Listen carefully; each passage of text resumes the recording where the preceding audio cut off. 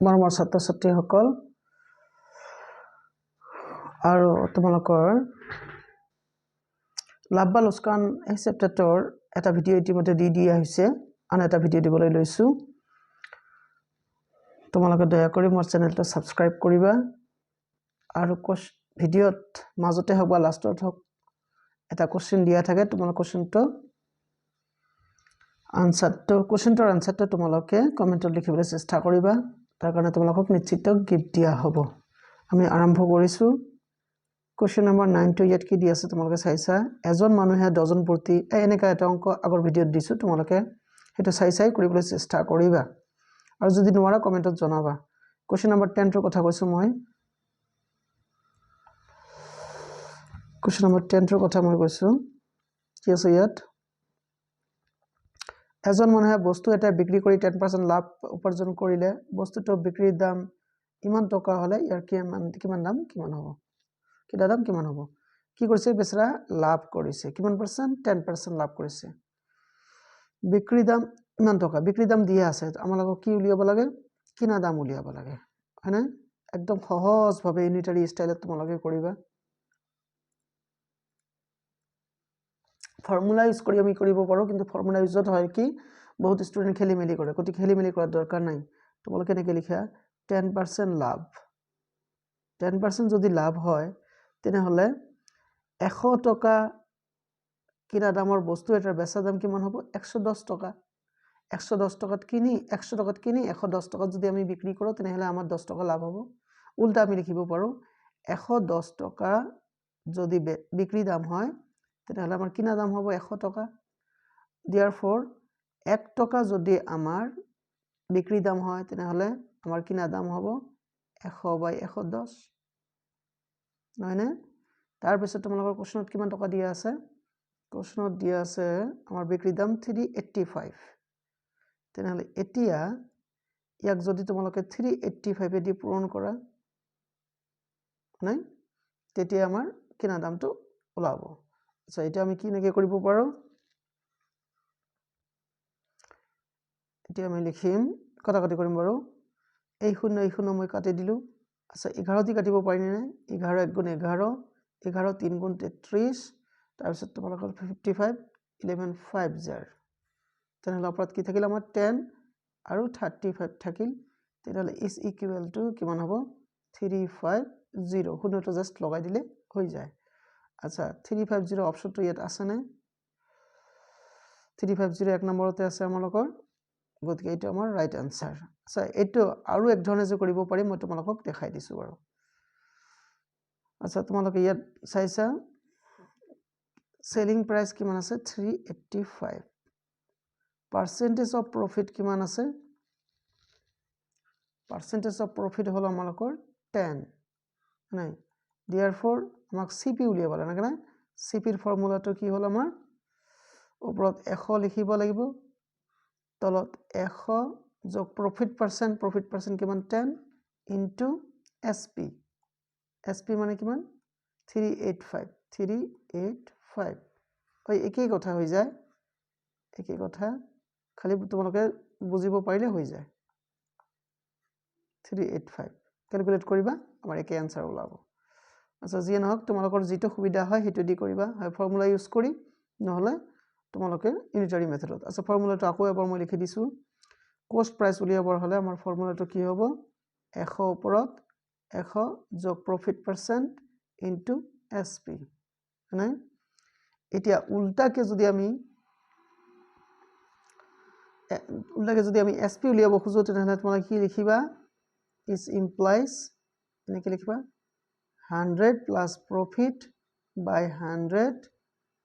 okay into CP equal to হবো SP এনেকা formula বিলাক দিয়া আছে তোমালোকে হয়তো মুখস্থ কৰিব পাৰা যেটো সুবিধা হয় হেতু তোমালোকে অংকবিলাক এটেম্প কৰিবলৈ চেষ্টা কৰিবা এতিয়া নেক্সটত মই আহিছো কোশ্চেন নম্বৰ 12 কোশ্চেন নম্বৰ 12 কি আছিল এজন মানুহে 20 খন কিতাপ 1300 টকাত বিক্ৰী কৰে আৰু 180 টকা লাভ উপাৰ্জন কৰে তেনেহলে আটাইবোৰ কিতাপৰ কিনা দাম কিমান আছিল আচ্ছা 20 খন কিতাপ বিক্ৰী কৰিলে আৰু ইমান টকা লাভ উপাৰ্জন কৰে আটাইবোৰ কিতাপৰ কিনা দাম কিমান 20খন কিতাপ বিক্ৰী কৰিছে আছে 20খনৰ লগত আমাৰ কোনো সম্পৰ্ক নাই আমাৰ বিক্ৰী দাম কিমান হল 1300 টকা হয়নে আৰু লাভ কিমান হৈছে 180 টকা ঠিক আছে চাইছা তোমালোকে বিক্ৰী দাম তেনেহলে আমাক কিনা দাম উলিয়াব লাগে ইফালে তোমালোকে চাইছা বিক্ৰী দাম মানে এসপি হৈছে আমাৰ 1300 টকা আছে আমাৰ প্ৰফিট কিমান হৈছে 180 টকা নেকি ওকে 180 টকা তেনেহলে আমাৰ নিশ্চয় 1300 টকাত বিক্ৰী কৰি 180 টকা যদি লাভ হৈছে তেনেহলে কিনা দাম কিমান হ'ব জাস্ট আমি বিয়োগ কৰিলে হৈ গল মানে 1300 পৰা what hell 10ৰ পৰা 8 গলে 2 আৰু ইয়াত থাকিল তোমালোকৰ 2ৰ পৰা 1 গলে 1 তেনেহলে 1120 টকা আছিল আমালোকৰ কিনা দাম 1120 টকা তোমালোকে চাইছা নহয় অপচন নাম্বাৰ 3 ৰাইট আনসাৰ নেক্সটত মই তোমালোকক ক'ব বিচাৰিছিলো আচ্ছা ডজন প্ৰতি কমলা টেঙা এইটো অংক মই কেতিয়াবা কৰি দিলো তোমালোকে আগৰ ভিডিঅটোত চাবা এটা কৰি দিয়া আছে এটা অংক দুবাৰ কৰিবলৈ টান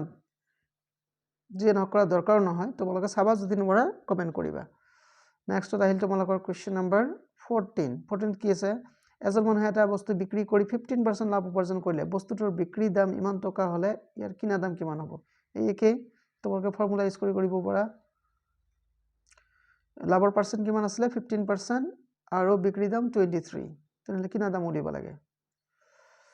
তোমালোকে জানা যে কিনা দামৰ ফৰ্মুলাটো কি আছিল CP is equal to 100/100 plus profit percent আমাৰ 15 into SP ৰ মান কিমান আছিল 23 ইয়াত তোমালোকে 23 লিখিবা আচ্ছা who is equal to ৰবাচোন আকৌ ভাল হৈছে 20 টকা হলে বস্তুৰ বিক্ৰী দাম কিনা দাম কিমান হ'ব 15% দিছে 15% ওকে সব ঠিক আছে বাৰু এতিয়া আমি ক্যালকুলেশন কৰিম কেনেকৈ কৰিম চাবা ওপৰত আমাৰ 100 থাকিল তলত হ'ব 115 আৰু ইয়াত 23 হয়নে এতিয়া আমি কাটাকাটি কৰিব পাৰো নে নিশ্চয় পাৰো আমি 5 দি কাটাকাটি কৰিম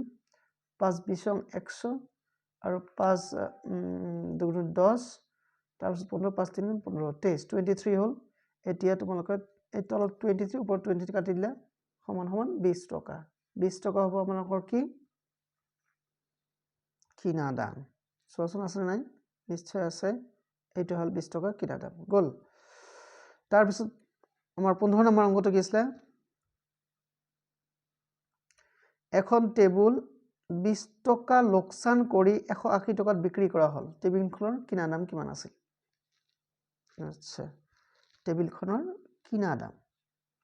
আচ্ছা কি টেবিলখনৰ কিনা দাম কি কৰিব লাগিব আমাক উলিয়াব লাগে দুটা উপায়েৰে মই তোমালোকক শিকাই দিছো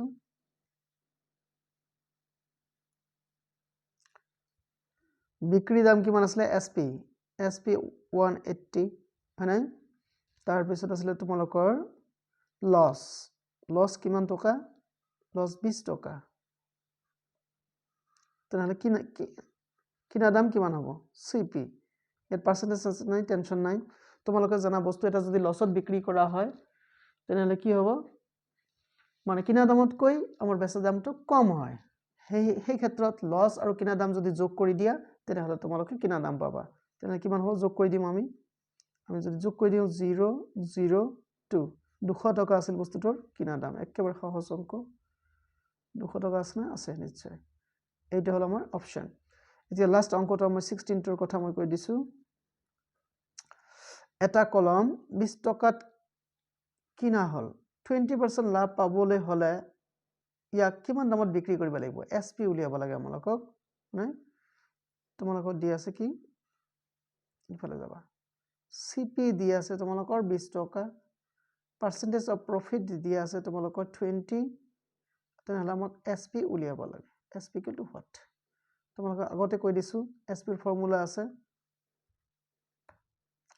SP ৰ ফৰ্মুলাটো কি আছিল SP is equal to 100 plus profit by 100 মানে into CP এতিয়া তোমালোকে চাবা 100 to 100 থাকিল পিৰ মান কিমান আছিলে 20 ইয়াত আকৌ 100 তাৰপিছত সিপিৰ মান কিমান আছিলে সিপিৰ মান আমাৰ 20 টকা আছিলে হয়নে এতিয়া আমি ক্যালকুলেট কৰোচোন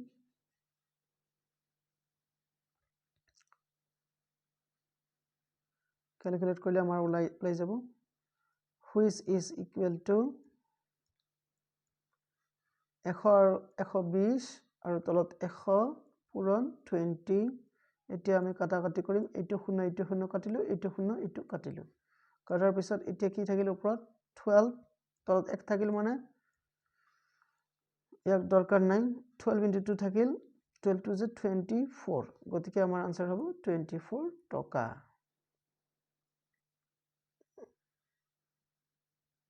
এইটো অপশন তোমালোকে চাইছে 24 টকা আচ্ছা তোমালোকক কোশ্চেন মই এটা দিব খুজিছিলো নহয় কোশ্চেনটো মই তোমালোকক এইটো যে মই কৰি দিয়া নাই হেইটোই তোমালোকে কৰিবা 9 নম্বৰ অংকটো ইয়াত ধুনিয়াকে দিয়া আছে তোমালোকে চাবা এজন মানুহে ডজন প্ৰতি 24 টকা 24 টকা হাৰে 10 ডজন কলম কিনিলে আৰু ডজন প্ৰতি 36 টকা হাৰত এইবোৰ বিক্ৰী কৰিলে তেওঁৰ লাভ বা লোকসান কিমান এই অংকটো তোমালোকে কৰি কমেন্টত মোক জনাবা আৰু তোমালোকে নিশ্চিত গিফট পাবা সবাৰ কাৰণে ধন্যবাদ দুনাই ৰিকুৱেষ্ট কৰিছো তোমালোকে দয়া কৰি চেনেলটো সাবস্ক্ৰাইব কৰিবা থ্যাংক ইউ